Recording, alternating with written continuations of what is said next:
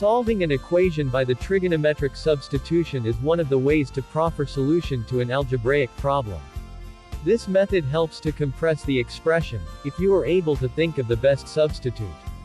To better explain this, an example will be worked on. An equation, square root of 1 minus x squared, equals 3x minus 4x cubed. The first step in solving this problem is finding a befitting trigonometric function that will reduce the equation to a reasonable level. In most cases, the sine and the cosine functions always suffice, but knowing the right coefficient could also be a problem.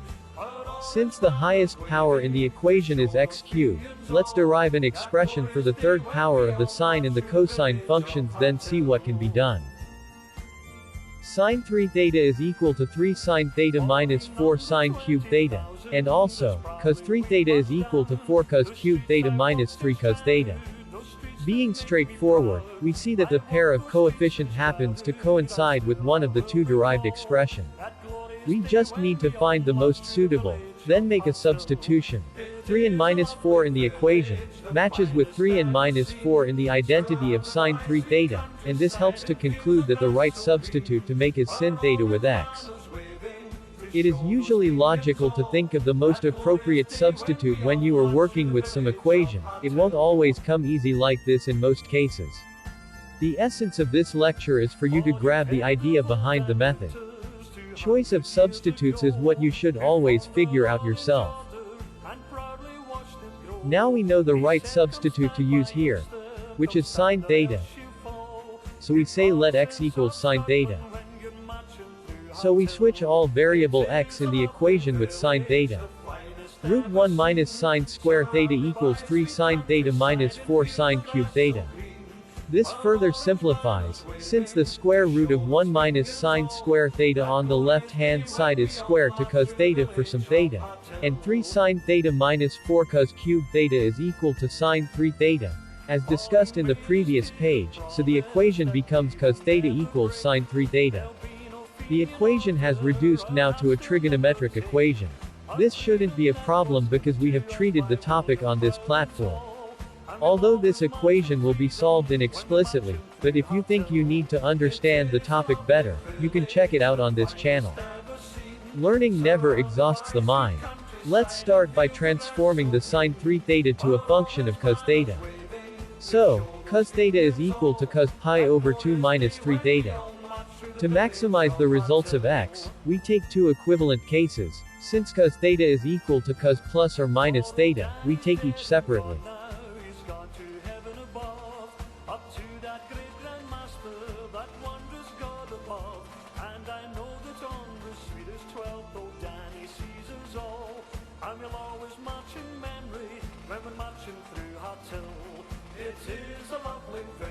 We need to solve the first case and the second case now. Case 1, cos theta equals cos pi over 2 minus 3 theta. Since the period of the sine and the cosine function is 2 pi k will be added to either of the angles. K represents any integer, which when added, has no effect on the result, but gives a distinct value of theta.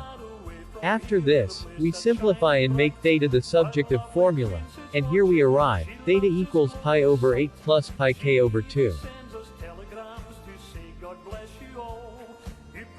This same method applies in the second case. We start by adding 2 pi k to maximize the values of theta, then we simplify and make theta the subjective formula. So, theta is equal to pi over 4 plus pi k. Now, collecting our result, theta equals pi over 8 plus pi k over 2, and theta equals pi over 4 plus pi k. But our aim is to find the value of theta, and we know that x is equal to sine theta. So, we continue by equating x to the sine of each theta expression. For the first, x is equal to sine pi over 8 plus pi k over 2. We know that k can take infinite integers. When you substitute k with many values, the output just circulate within 4 numbers only. Take your calculator and substitute k with numbers. You will see that the answer pattern repeats after the period of 4 inputs. So, the below 4 results is the solution to the first case of the equation.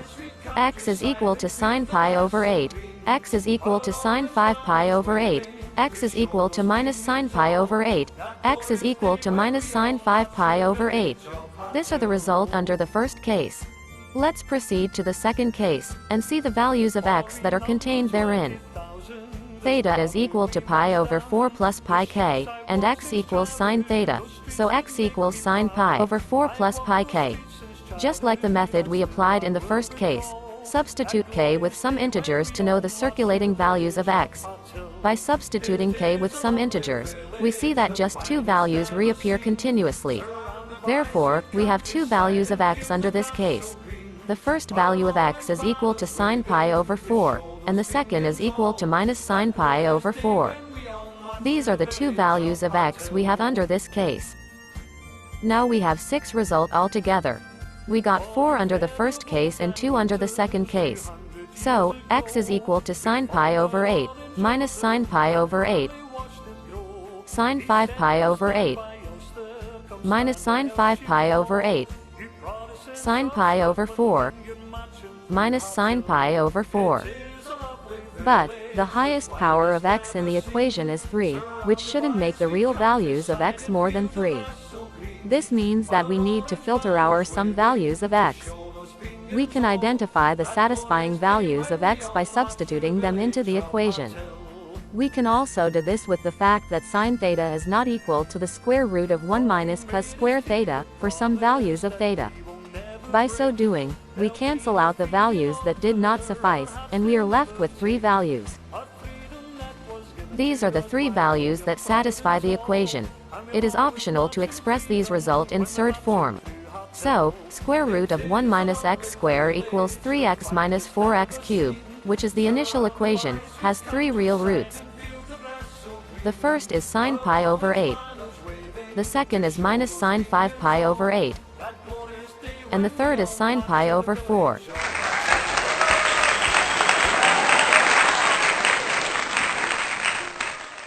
Thank you so much for your time. Please subscribe and share.